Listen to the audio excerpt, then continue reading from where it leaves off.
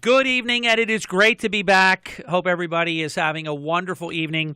It is 6 minutes past the hour. Sit back and enjoy the next hour as one of the most decent and honest elected officials that we have in the Garden State joins us for a program that has become extremely popular here at WPG Talk Radio 1450. It's my pleasure to welcome back the distinguished gentleman from the 1st Legislative District, New Jersey Senator Jeff Andrew joins us. Senator, welcome to your program. Harry, thank you. It is hopefully our program. I enjoy being here, and I'm looking forward to a lively discussion today, but it's always a lot of fun. This will be like the movie Creed. You know, I'll be Michael. I get no Academy Award nomination. You'll be Sylvester Stallone. You get the Golden Globe. You'll get the Cecil B. DeMille from the Hollywood Foreign Press, and you'll get the Oscar. No, I don't know about that. We'll see. Have you seen the movie? I loved it. I saw it. I want to see it. I haven't seen it yet. I'm so looking forward to it. Let me tell you something. In all of movie history, for the 7th movie of the 7th installment of a brand that dates back over 30 years, for the movie to be this high quality, to land Sylvester Stallone, you know, he's never won an Academy Award other than the movie Rocky won the Academy Award, the very first one. He has not won an acting Oscar in his entire career. He is the favorite to win the Academy Award for Best Supporting Actor. The movie is absolutely exceptional. Oh, I'm looking forward to it. It's funny you should say that. I actually the other week watched the original Rocky, and I do that. Yeah, and it is inspiring. There's something about it that really just gets you going, and it's an inspiring movie, and it was very well done. And the smart thing about Rocky was they had him compete, almost win the fight, but not win the fight. Yep, split decision. I think that's one of the strengths of why that movie was so great. The easy thing to do would be for this incredible American, unlikely southpaw success story that Apollo Creed basically blindly pulled him out of the book. Who's this guy? Oh, no, we don't want a southpaw. Champ, we don't want a southpaw. Yep. And if he would have won it, that would have been the easy way out. The way they did it, then, of course, ain't gonna be no rematch. Don't want one. I know, isn't it great? It's just classic lines of all time. So it's just great stuff. But you will love Creed. Good. You will love it. Tell you another movie that's great, The Revenant, with Leonardo DiCaprio. It looks very good. I haven't seen it either. I saw that one as well. It is outstanding. He won the Golden Globe. He is going to win his first Academy Award. Good. I'm looking forward. It's good to see something good once in a while. It's truly exceptional. Senator, is it fair to say that in your elective office career that this is one of the most not only busy times but crucial times of your career? Busy, crucial, unexpected, extraordinarily different and difficult. There are many words for it. And, it's been so focused on Atlantic City, which is the amazing part of it. I mean, we've always been focused to some degree in the legislature on Atlantic City, but particularly now during this time we have been. And then the unexpected happens over and over again. So do you think, and I know we're going to get into Atlantic City a little later in your program, do you think that Atlantic City has a point when, whether it's the mayor, and he said it last night on our program, the council president has said it, other members, Tibbet and other members have said it, that they have provided, Atlantic City has provided over $21 billion in the past 35 years to the state of New Jersey. I think that is a significant point. It is a significant point, and I think it's a point well made, and it's something that I myself have said many times that, when my colleagues from North Jersey say, why do we bother with Atlantic City anymore? Why should we help? Why should we be involved? I will say over and over again, whether it's senior citizen transportation or a host of other issues, Atlantic City has been there just on the CRDA project, some of which, quite frankly, I didn't really agree with, and I don't think should have been done in northern New Jersey, but some of the projects that were done up there as well, and the money that flowed up there. There's no question that during especially the heyday, that Atlantic City did a great deal for the entire state of New Jersey. But the other reality is we are where we are now. Yes, fair enough, but they shouldn't get kneecapped either, though, is my position on this. And I know we planned on doing it a little later in the program, but since we dove in, it's 182 degrees, it's scalding. Let's just keep swimming for a couple minutes on this topic. There is so much that's happening, the potential ballot question where it does appear that the 3/5 majority in both the Senate and the Assembly appears to be there, the 24 votes in the Senate, your chamber, the 48 votes in the Assembly. So I'm resigned to the fact that I believe the question will be on the ballot this upcoming November 8th. Do you agree? I believe you're correct. I'm still going to fight against it. I've had the opportunity to vote against it 4 times now because I sit on the Budget Committee in the Senate. Not that that matters. I wish they could all total up and you'd be cumulative, but they're not. And there's no question it's the wrong thing, I believe, for New Jersey, and the wrong thing certainly for South Jersey. And that's where, we do have to remember what Atlantic City has done in the past and the commitment that we should keep to it, the commitment that we made to it. And I think at the end of the day, and I said this on Budget Committee, it's going to be 1, 2, or 3 more casinos that end up closing if we build this in North Jersey. Yeah. There's only a given appetite for gaming. And we really, truly are cannibalizing. And whether the casinos, when they open up in Manhattan, when, what's happening in Massachusetts and other areas, all that's going on is, understandably disturbing. However, I think we have to focus all our energy when it comes to gaming and entertainment and the Las Vegas way in Atlantic City. And I think we need to continue to do that. You're listening to Senator Jeff Andrew. We're 12 minutes past the hour. So let me be just very clear on something, because people have asked me about this. If, because there are some better provisions in the bill and some changes have been made that have supposedly advantageous to Atlantic City. I was not supporting that legislation before. I didn't support the legislation as it was going through. I do not support the legislation now, period.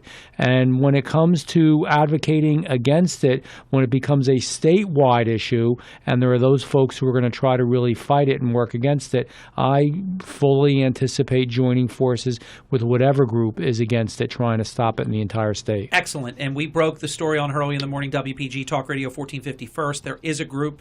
It's a substantial group. I've not said who it is because I've been bound to secrecy. I can say it is a substantial casino owner. It is a substantial group of players. You know them all, Senator. Mm-hmm. They already have been working, and it's just a matter of when do they launch the campaign.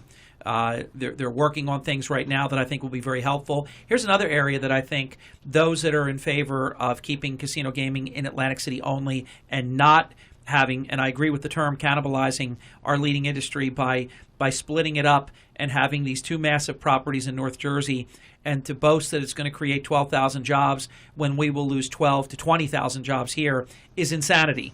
And I don't even think we go much bigger than a $2.6 billion jurisdiction that we already are. So what's the point? That to say that we're going to help Atlantic City, for this on its face, for people to say with a straight face that this is being done to help Atlantic City is almost too much to take. No, there's always been a desire to have casinos in North Jersey by those folks who are in North Jersey. Senator Sarlo, the chairman of the Budget Committee, I know him well. I work with him since he was an assemblyman and I was an assemblyman. Well, remember VLTs. Always was for it. Right, and then there was the VLT issue. Video lottery terminals. They're not really good. It's not a slot machine. It really isn't. It barks like a dog. You feed a dog I remember biscuits. that well. I hadn't thought about that in a while. Yeah, I remember that very well. Yep. Same deal. And I think we have to just absolutely keep in mind. And by the way, that was inevitable, and we beat that back. Yep. Now, so hopefully hopefully the people of the state of New Jersey will really see the light on this issue, and I'm hopeful. Here are some things that people aren't thinking about. We pick up some incredibly powerful allies that we can take full advantage of and work as a team with neighboring jurisdictions that don't want North Jersey to have casinos. So that helps the cause. They're going to be working against it as well. They are. One thing I will say that is for the first time, I'm a little bit skittish because all the polls had been 64-36, 60-40. They changed, yeah. They changed, and the reason I pause and have concern this early is there has been a lot of media reporting electronically, in print, and so on, that has educated some people about this that didn't really know about it. So if you were surveyed early and you didn't really know what was going on, there was sort of a predisposed bias, 60-40, to say, I don't want it. Keep it where it is. I don't want it. We didn't want it in 76, and people are now being polled that don't even know about the question of 76 too.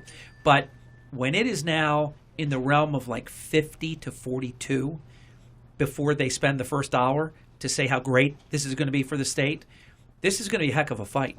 It is going to be a real fight, and it is going to be worrisome. And people have to realize, and I think you do, how good a fight they're going to put up, because it's not going to be, we should just have casino gaming, we're going to create jobs. They're going to talk about creating jobs. They're going to talk about creating tax revenue. They're going to talk about helping people. So they're going to really push the aspect of it's going to help our senior citizens and for whatever, And they can legitimately make it look ultimately very good. ends, yes. And so it can look like, gee, this is a way without increasing taxes that we can help people throughout the state of New Jersey.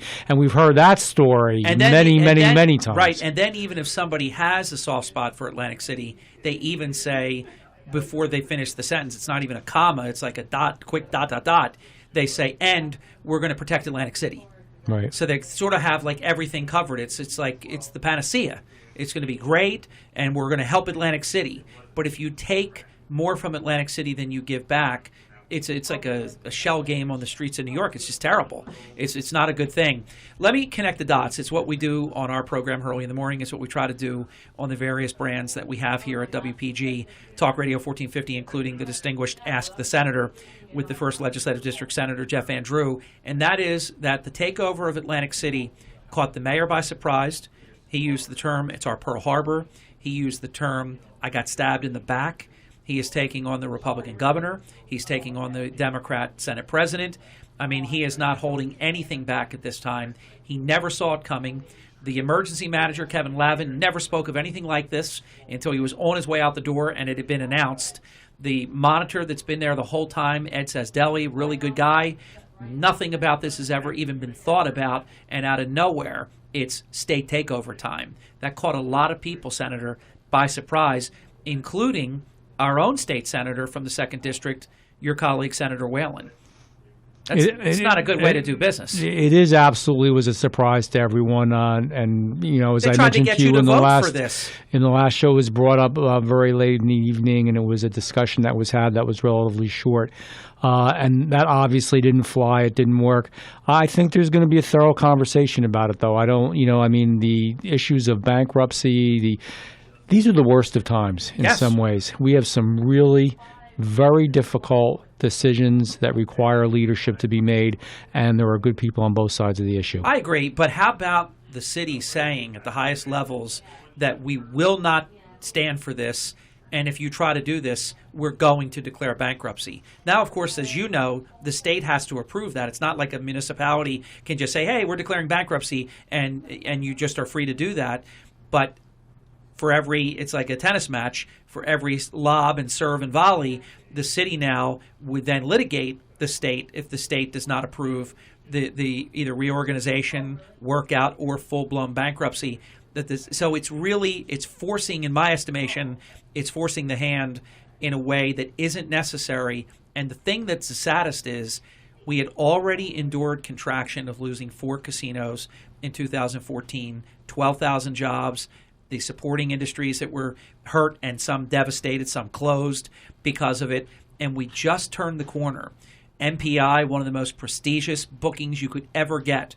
Armide AC should get an award for what they've done to sell the city at record levels. The reputation was restored. People were very excited about Atlantic City. And now we are the worldwide media attention of either being bankrupt or the state coming in to take it over. It's a very bad optic. It is. It is, and I'm not going to argue with you. And so we're going to have to try to hopefully cooler minds prevail. We can get people, regardless of what path is taken, to sit down together and work together and try to work our way through this.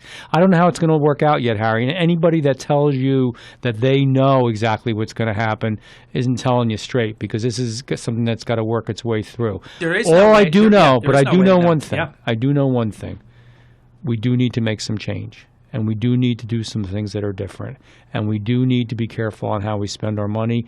And they are in a huge financial hole. Yeah. So those are issues that must be dealt with in the real world with real leadership, regardless of how you feel about it or regardless of which side you're on. So I'm going to, let me be clear. I'm going to be open. I'm not saying I'm voting for the takeover, and I'm not going to say at this point I'm voting against it. I'm going to listen. I'm going to learn more. I'm going to watch more. All I know is we can't keep going in the same direction that we're going.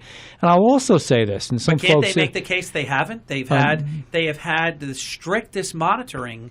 You mean, imagine day to day, every paperclip, every hire, every fire, every plan you have to bounce off the monitor and the whole division of whatever it's called, community affairs or whatever that financial Department of Community Affairs, right? Yep. That have to approve everything.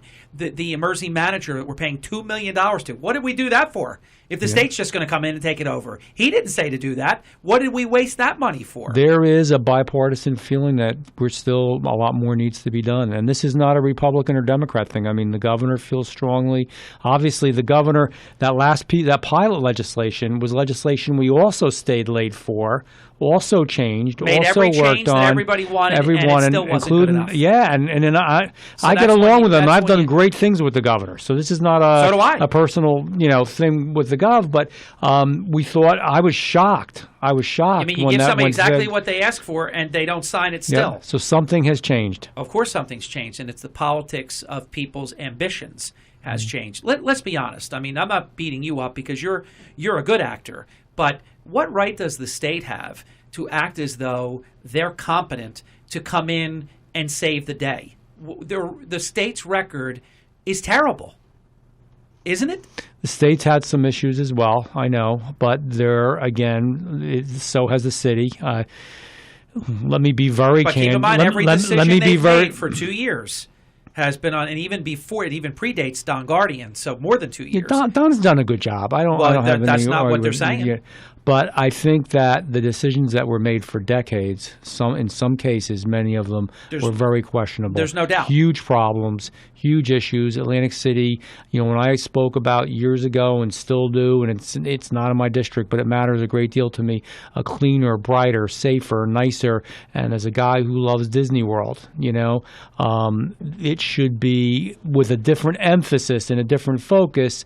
It should be the Disney World of the New Jersey coast. It should be a place where you could say to your wife or to your sister, you know what, you can go there at midnight anywhere you want to, pretty much, and you're going to be safe. Well, we MPI, haven't gotten any closer to that. MPI that could go anywhere in the world, and they're the largest in the world at what they do. They chose Atlantic City. But there's some good things that have happened, but there's some bad things that have happened. So, but I do think it's hilarious that the state has the audacity to act like they are skilled managers and we're just the fix.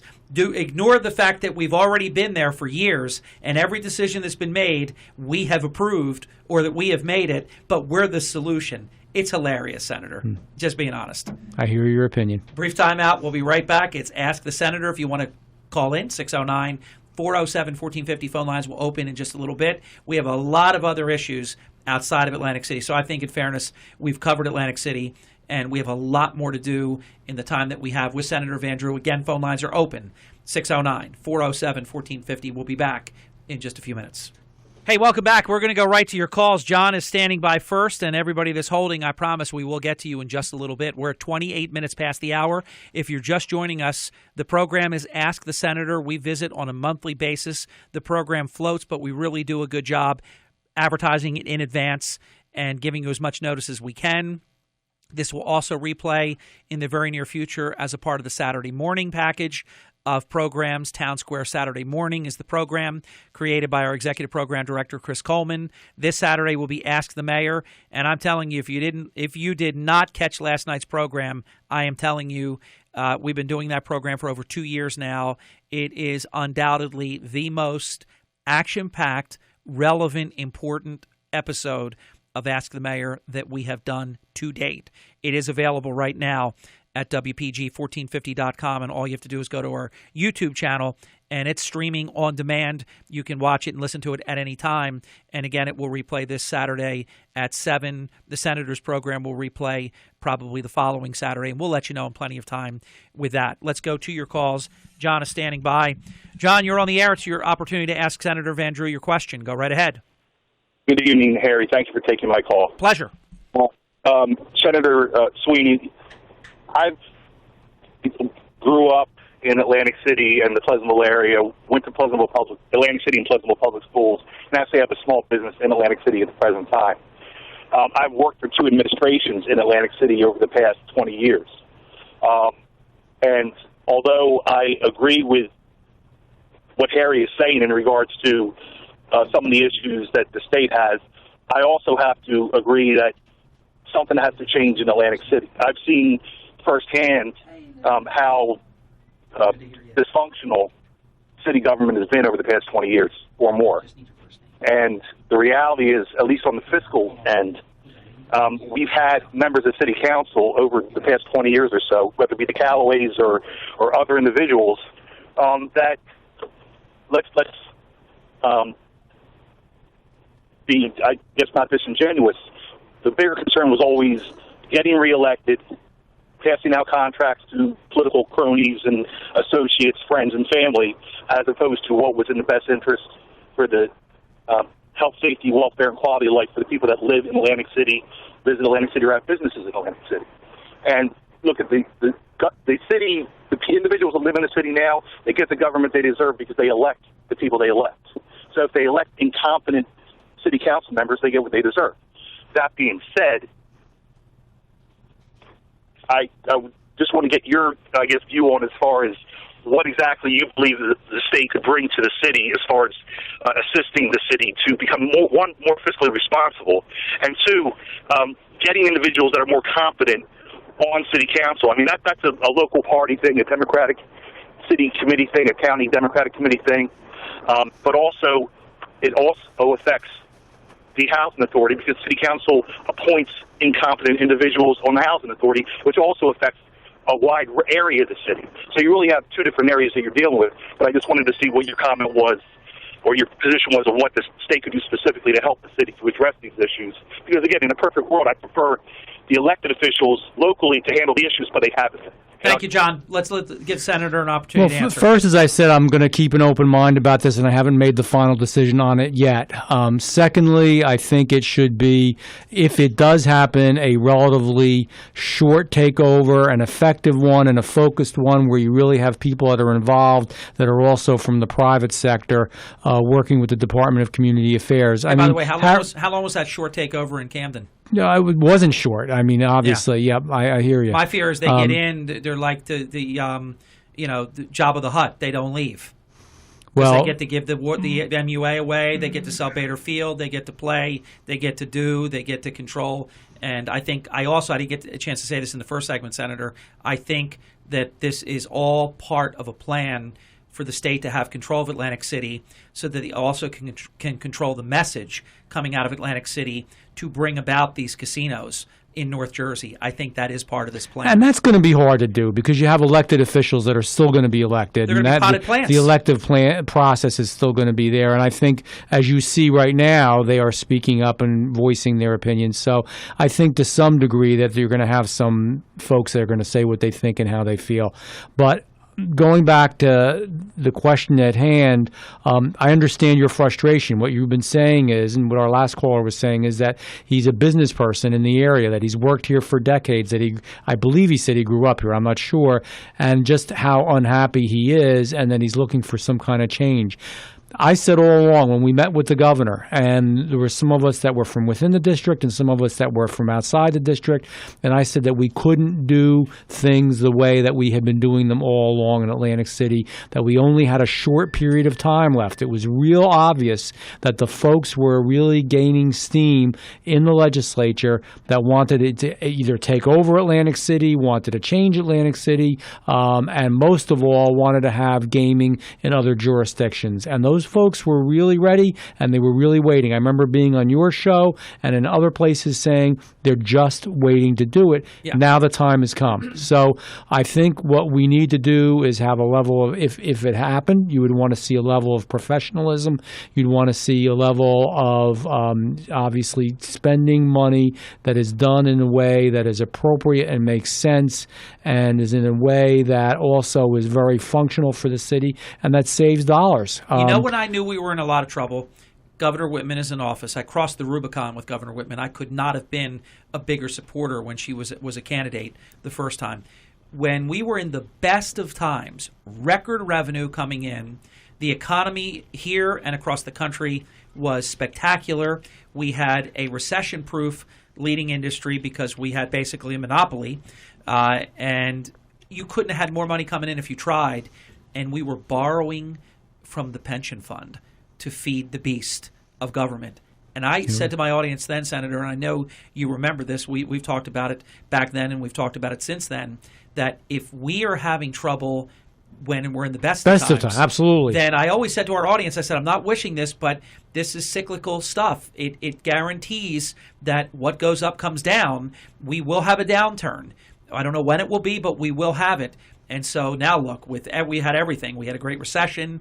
We had contraction. We had jurisdictional competition all over the place. I mean, every negative event that you could have take place. So when we were meaning the state and even the local municipality, making bad decisions for decades, so much money was coming in, nobody cared. It was all wallpapered over because there was enough money to feed the beast. Well, now there's not. And that's where we find ourselves. Exactly. And I wouldn't say nobody. Many folks didn't anticipate the growth of casino gaming throughout the country and the East Coast as well. I remember speaking to casino executives and said, when the first few casinos went up that were outside of our jurisdiction, do you really think this is going to affect us? And they were being sincere. And they said, nah, it's not going to hurt us. They don't have the Atlantic Ocean. They don't have the boardwalk. We've got a huge jump start on them. It really isn't going to matter. That was wrong. That was just plain wrong. Yeah, that was a mistake. It was the beginning. And so we can't afford to make too many mistakes. We've got to do things the right way, and we need to be scrutinizing everything that we do and to make sure that we're doing it better. And I agree, Harry, I get what you're saying. Look, I go, sometimes when I drive into Trenton, I'll actually kid around when I speak to, some of the folks that I know when I'm getting ready to go to the state capitol, and I say, my hope is always that we don't do any harm, that we at least break even. And I don't mean that in reference to Atlantic City. I mean that in reference to the state of New Jersey in general. So I get it. Bigger government isn't always better, but I also understand that there's been a lot of mistakes and there's a lot of frustration, and people want change and they want significant change, and they want it done in an ethical and scrupulous way. You're listening to Senator Jeff Andrew. It is his monthly program, Ask the Senator. I'm Harry Hurley. We're at 37 minutes past the hour. We'll be here until about 5 minutes past the next hour. Then we'll join you in progress with the great one, Mark Levin, for the additional hour, and then on to the rest of this evening's lineup here at WPG Talk Radio 1450. 609-407-1450. Phone lines are open. Linda joins us next. Linda, your question for the Senator. Senator Jeff. Hi. Hello, Linda. How are you? Good, and I know you'll tell us when you know. The 800-pound gorilla in the room is, why was George Norcross in that meeting? Is Atlantic County morphing into Camden County? I can't answer that. Look, that was something between the Atlantic County executive and Mr. Norcross and Senator Sweeney and some others, and they arranged the meeting. I tell you who wasn't in. I wasn't in the room. This is, Linda, where I'm going to say to you, and believe me, I have done many different initiatives that are different than what my party would want or the way that my party feels. But I will tell you that the governor, and again, I'm not being critical of him, I'm not being critical of anybody, the governor is thoroughly involved in this process. His people are as well. This is a bipartisan effort that is being made in many of these actions that are being taken. I don't know what happened in that room, and you have to, when Dennis is on, you're going to have to ask him, and he'll give you a better sense of it. I understand the word clandestine and esoteric has been used. I don't know if I've read that in the newspaper or heard it, but those two words seem appropriate. I mean, no one has an answer. You know what the lesson learned from all this is, though, that I say to people? Make sure whether it's your own person or it's your town, or it's your country, or it's your state, make sure you're strong, because when you're vulnerable and you're weak and you have problems, things happen. Jeff, wasn't it the Inquirer that said that Mr. Norcross's brother is a lobbyist for the water company? Or I did not see that. I know some folks have said that, but I have not seen that. Jeff, it says New Jersey American Water has been represented by lobbyist Philip Norcross, a brother of South Jersey Democrat boss George Norcross. All right, Linda, you let the cat out of the bag. I've done it too on my program. Let's all be just in shock and awe when that's exactly who winds up owner of Atlantic City's very valuable, even the $2 million man, Lee Major's cousin, the $2 million man. He's not the $6 million man. He's the $2 million man. Kevin Lavin did not want Atlantic City to sell the MUA. It's an incredible asset. It shouldn't be done. Atlantic City is going to get it right in the neck, and that's what this state takeover is all about. It's about bringing casinos to North Jersey. It's about selling the MUA. It's about being able to sell Bader Field and do anything else that they want, and they're going to get to do it unless Atlantic City successfully litigates. And I think they have to take it to the federal level because I don't think they can get a straight honest hand dealt, pun intended, in a gaming town here at the state level because they have to find a way to bring this in a federal venue. Guardian was courageous on why it shouldn't be done. Yep. Now I haven't heard why it should be done. Now the Philadelphia Inquirer has added a little clarity, and it gives people with fertile imaginations something to think about. Yeah. It does, and the gentleman who just spoke before you obviously had concerns and felt that perhaps it should be done. It's a split decision on this. Linda, we're going to go to break. You asked Thank it. You got a straight answer. It's Ask the Senator at 40 minutes past the hour. Your program is never boring, Senator. Nor should it be. Okay. That's what it's about. That's why you come on. There's no question. If you don't want to answer questions, don't get in this business. And you've never been shy. Yep. To address the public, and we've always appreciated that about you. 609-407-1450. Phone lines are open. Eric, please don't go away. A brief time out, and you'll get a traffic and weather update as well. With Senator Van Drew, I'm Hurley in the evening on a work release furlough. I shall return, though, tomorrow morning. We have a jam-packed Thursday edition. Tomorrow is Thursday. I don't even know anymore. We have Brad Blakeman, who worked for both President Bushes. We have an incredible Decision 2016 update and a lot more tomorrow morning. I hope you wake up early in the morning beginning at 6. Thank you very much, ladies and gentlemen. Welcome back to Senator Van Drew's program, Ask the Senator. We are thrilled to be with you on a monthly basis for a little more than 1 hour in each episode, and as usual, Senator Van Drew does not disappoint. 609-407-1450. Phone lines are open. Eric, we apologize for the wait. You are on the air. Go right ahead. Eric, it's your turn. How you doing? Let's try it one more time. He's held for so long I can't do this to him. I'm not going to hang up on you, Eric. Eric, are you there now? All right, Eric, if you can hear us, these things do happen with digital phone lines. We cannot hear you. I promise you, if you call right back, we will get you right to the top of the board and get you on. You held all that time. I know you were there. Maybe you went over to another call on call waiting, and right when we went to you, you put the phone down. 609-407-1450. Eric, you know where to find us. This gives me an opportunity before we go to our next call, Senator, to ask you about your teammates. Assemblyman Andrzejak, now I consider, a veteran, newer Assemblyman, brand new actually, Assemblyman Land. Give us your take on how your teammates are doing. Two great guys, historic, as I think some people know, in that we've really made history in the 1st District, that we have two combat war veterans, two different generations, two different wars, but both have received the Bronze Star with valor, the Soldier's Medal, the Purple Heart. Between the two of them, they have really shown what it is to be an American. Bruce Land actually defended his platoon and put his life on the line and almost lost his life protecting his platoon. It's amazing when you read the entire story about him. And of course, Assemblyman Andrzejak lost his leg, actually died in Iraq, was brought back to life, and we all know his story as well. He actually died several times. Yes, he did. Yes, he did. So they're amazing people, and Assemblyman Andrzejak has done a lot in the world of agriculture and is really helping, which helps South Jersey a great deal. A lot of his bills dealing with agriculture and agricultural issues were signed by the governor most recently, just the other day, and have moved forward and are becoming law and helping folks. We worked together on the goofiest of bills, by the way, which was the soccer Pinelands bill, that and a farm in the Pinelands that grows grass only for soccer fields and is harvested only for soccer fields, the Pinelands Commission wouldn't let the young folks come in and play on the field because it was in the Pinelands. You talk about bureaucracy, in my opinion, gone amok. It was crazy. And we actually had to do legislation. We worked with the governor's office, had to go back and forth. But to actually say, yes, low-impact sports like soccer is something that can occur on farm fields in the Pinelands, and we got that done. All seem like smaller issues that maybe don't affect everybody all the time, but are very, very important. Assemblyman Land has been assigned some important assignments. He's going to be on the Military and Veterans Affairs Committee.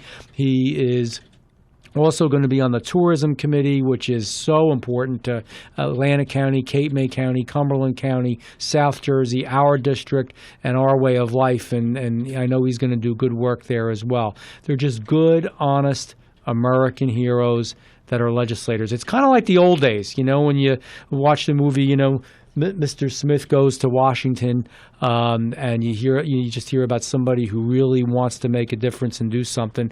It makes you kind of excited. Very, very good. 609-407-1450. 609-407-1450, an open phone line. Eric, he never left. He was there. He just couldn't hear us. He could hear us. We couldn't hear him. By the way, Eric, just for you, Assemblyman Land is also on the Homeland Security Committee. I forgot that. There we go. There you go. Eric, I have confidence. You can hear us, and we can hear you. Go right ahead. Can you hear me? Oh, yeah. We got you. Hey, how you doing? Good. Hey, Senator, how's it going? I'm good. Listen, I'll make this quick. I was reading that they were talking about selling off the convention center and Boardwalk Hall. I was always saying on the radio that they should finish off the West Wing and bring shows into that side of town. Are you there? I'm here. We got you. If they sold off those two pieces of property, wouldn't that give them the potential of closing them up? Well, the potential is there. Hopefully that wouldn't obviously be what would happen. And there was discussion, but nothing that I know of that's real in any real terms of privatizing and running something in the private sector. So those are all discussions that have to be had. Eric, and I know I don't mean to make this simplistic. All I do know, and all I keep saying is, and I almost, there's this discussion about Trump and how he makes everything simple. Well, in one way, I'm going to sort of mimic what he does in that we need to change what we're doing and how we're doing it in Atlantic City if we are going to survive. We're really up against it now. We're being challenged more than we ever were before. So we got to think smarter, faster. We got to spend our money better. We've got to waste less, and we've got to be a whole hell of a lot more competitive and run better. That's all I know. Now, I'm not an expert in each and every one of those areas, and I don't pretend to be, but it's something that needs to be looked at, evaluated, and then we need to move forward. Senator, just one more thing. The men that are running Atlantic City, I heard them on another radio station the other day, they don't seem to be willing to make any sacrifices. They were still talking about getting rid of the cars the other day, which has been going on for about 10 years. Hence, you hear the discussion about the takeover. I will tell you that, and again, it's nothing personal, but I would imagine that if there was a takeover, that those individual vehicles are no longer going to be assigned to individual council people. Let's put something in perspective, though, because in all fairness, they have made many, many cuts.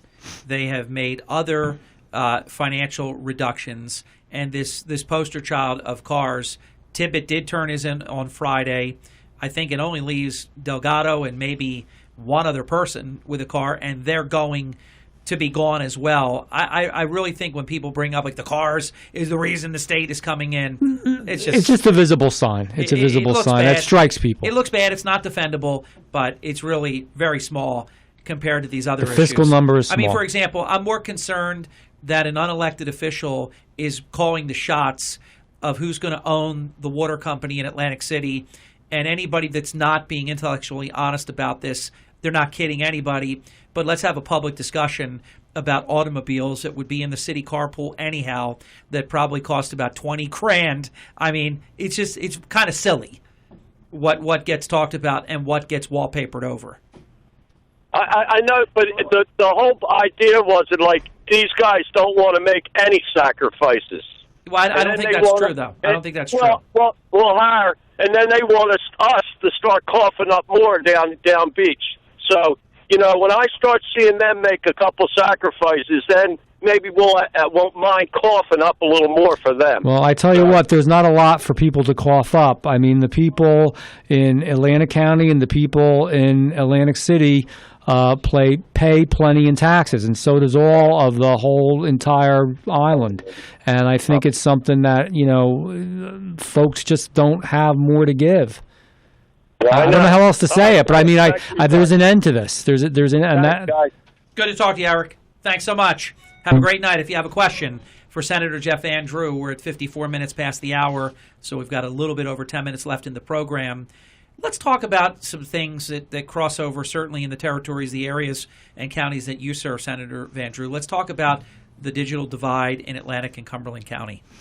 And it's a really important issue, because when we talk about some of the important issues that affect people day to day, so the digital divide, you've seen it commonly on television when they've spoken about the digital divide, where in some inner city areas people don't access high-speed internet easily. It also happens in areas in western Atlantic County, in western Cumberland County, in Salem County, and other areas throughout the state where young folks or farmers or business people don't have access to the technology and the high-speed internet that they really need. So one of the areas that we're really working on is trying to push Verizon to really help these folks and get them the high-speed internet they need. Do you know, Harry, there are areas, actually, believe it or not, that have dial-up still in New Jersey. Imagine how slow that is, and are using that satellite service as well, which is also very expensive and very slow. Everything is technology-based now. So even when a farmer is out there, when there are these larger farms, the amount of water, the amount of seeds, the amount of fertilizer, all that can be ascertained when they're actually evaluating the ground. It's all done through computer. It's very, very important that these folks are given a fair chance, these young people, whether it's an educational issue, whether it's a business issue, whether it's a farming issue. And I know we don't think about it all the time, but it's something that it isn't right and needs to be changed. Natalie joins us next, and her opportunity to ask the senator. Natalie, you're on the air. Go right ahead. Hi, Natalie. How are you? Good, and you? So far, so good. I was wondering if you could please speak to the difference between the state and federal pinelands or regulations as it relates to the BL England gas pipeline and the Upper Township Tuckahoe Interconnect Station project. Okay, well, the real issue is there are federal implications, but the issue is actually a state issue and was the state pinelands, and the federal government really wasn't interfering. There is a relationship that exists between the pinelands and the Department of Interior, and sometimes that does come into play. But in this issue, in the interconnect, the main issue was the Pinelands Commission originally, which now they went about it. When I say they went about it, the gas company went about it a different way, and is hopefully is successful and will continue to be successful to actually hook up. The reason it's important, real quickly, so folks know, it is something that needs to be done, which is essentially along the right-of-way of a state highway to establish a 24-inch wide, which is not wide at all, on the highway, not in the Pinelands, not in the center of the Pinelands, hookup of natural gas to the BL England plant. The BL England plant burns coal. Coal is dirtier. They wanted us to stop burning coal, so we are going to burn gas. It's much cleaner. It will keep the jobs that are there so people can still work in the plant. It will create the jobs for putting the pipeline in. It will create the jobs of converting the BL England plant. It will create more public safety, obviously, because there will be a second pipeline dealing with South Atlantic County and also Cape May County coming into the area. So it is, in my opinion, a win-win that does no harm to the Pinelands, which, by the way, already in the Pinelands has 6 pipelines underneath it currently. Natalie, thanks for your question. And Natalie and I discussed it either earlier this week or last week on our morning program, Hurley in the Morning, and we talked about it. Natalie was of the opinion, Senator, that there was something about this because initially the Pinelands, either it was 6-6 or 7-7, whatever the tie was, and you did a much better job explaining it than I did.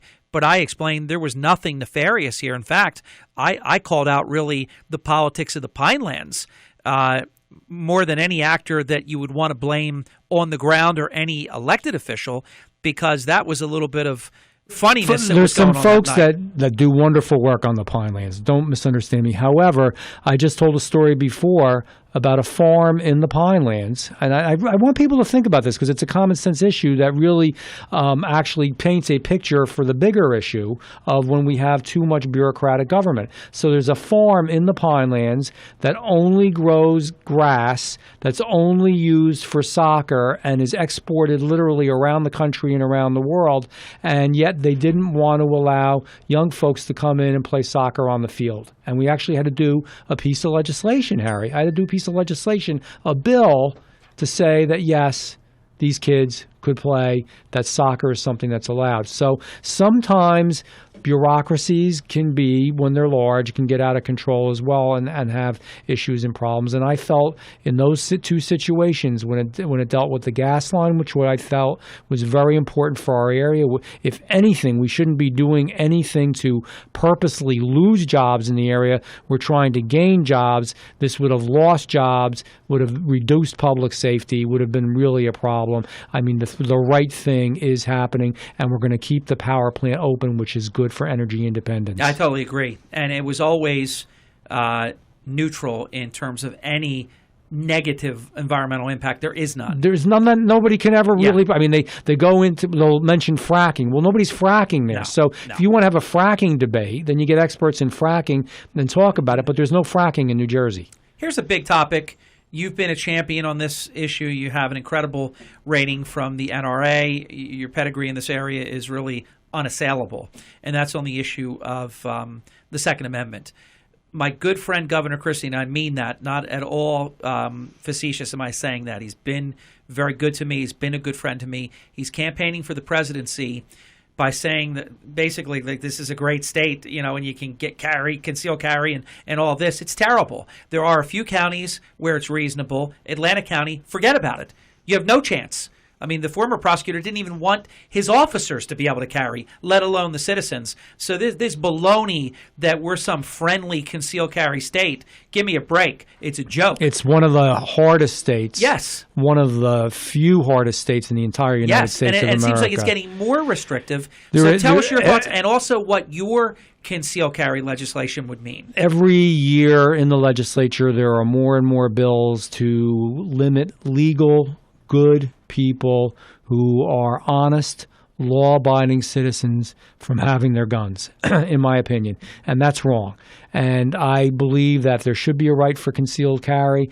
And what my legislation essentially does, there are two things. One is called shall issue, which means that if there's nothing wrong with you, you shall be issued the permit. Shall means they have to. Right, which is what most states are. May is a terrible word. What we have is justifiable need. That's terrible. Justifiable need means that you have to be, there was an attempt on your life. And sometimes, even when there's an attempt on your life, they turn it down depending upon where you are. And that's where you refer to parochialism, and it's different in different areas. But generally in New Jersey, it's almost impossible to get a carry permit. I know folks who have it in multiple states, many states throughout the nation. It has been shown that when people have carry permits, when people are law-abiding, good citizens that own guns, that crime actually is down. There's actually less crime. It's not more crime. So my bill, essentially, Harry, all that it does is it essentially says that if you have a strict background check, which you do, that you exhibit proficiency and you know how to use the gun, you know how to break it down, you know how to shoot it, you know how to take care of it, you know how to store it, that you shall be issued the permit to carry. That's how it should be. I think that's in keeping with what our founders meant.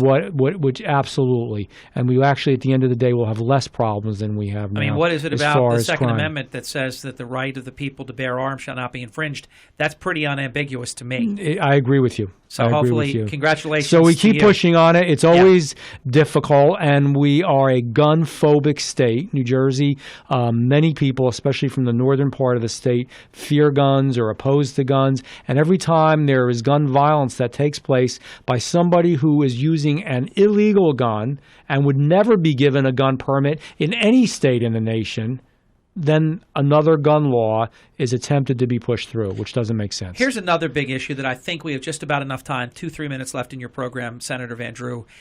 Some of your colleagues are pushing for the DEP to take over and for the state to take over our beaches. I'm putting, if I had 4 thumbs down, I'd be putting that down. I agree with you. Tell us about this. And this is the reason when something is being done well, and that's what goes back to the whole thing with Atlantic City where there can be a debate and argument, is it being done well? Is everything being done as it should be? Then you shouldn't have a state takeover. Well, our beaches are beautiful. They're run well. They're landscaped. They're kept clean. They are meticulously groomed. They're properly taken care of as far as having lifeguards and so forth. What is this about? So there are certain people, again, in the legislature who believe that who don't even have a beach in their district. Probably they usually don't. You're right. They you. Don't believe that the state should take over and that the state not only would do a better job, but that way there would be no beach fees. And I know people don't like to pay for the beach tags. I got it. I understand it. But what those beach tag dollars do are amazing because they really go towards the maintenance of the beaches that are considered some of the best beaches, not only in the East Coast, but in the country, in some cases, the world. I hate this question, but I'm going to ask it because when I say hate it, it pains me. Is New Jersey as partisan, as parochial, as political as our nation's capital? It is not. It is not, and it's pretty darn parochial and it's pretty darn political. Boy, Washington's got to be pretty bad then. So Washington is pretty tough. If you speak to the people, I'll tell you in Washington that folks don't even go to the same restaurants. You know, there's a Republican restaurant and a Democrat restaurant. We need to change. We need to work together, maintain our standards, maintain our beliefs, maintain what we think is important, but at the same time work together to get good stuff done. I'm looking forward to coming back in less than 11 hours, Senator. It's going to be a great Thursday morning. I hope you'll all wake up early in the morning. Senator, thank you for what I knew was going to be a really important edition. It was a pleasure and an honor. Program. Thank you for having me. Honor to be with you, sir. We look forward to next month. We'll let everybody in on it as soon as the Senator can clear his schedule. It's tough. He's very busy, and he actually still runs. He's like a throwback. He runs a business in addition to being a state senator. So we'll clear his schedule when he can tell us the date, and then we'll get it to you for our next episode of Ask the Senator. Mark Levin continues right now. I'll see you in 11 hours when together we wake up early in the morning.